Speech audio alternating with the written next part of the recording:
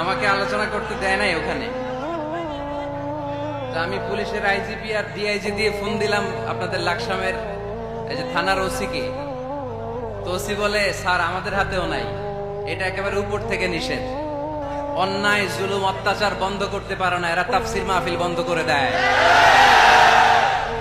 চাঁদাবাজি বন্ধ করতে পারে না, টেন্ডারবাজি বন্ধ করতে পারে না, জুয়ার আড্ডা বন্ধ করতে পারে না, কোরআনের মাহফিল বন্ধ করতে চায়। এগুলো কপাল পোড়া, এগুলো কি? তো বাংলাদেশে যারা এই কোরআনের বিরোধিতা করে তাদের খেয়াল করা উচিত। They should understand the pulse of the citizen.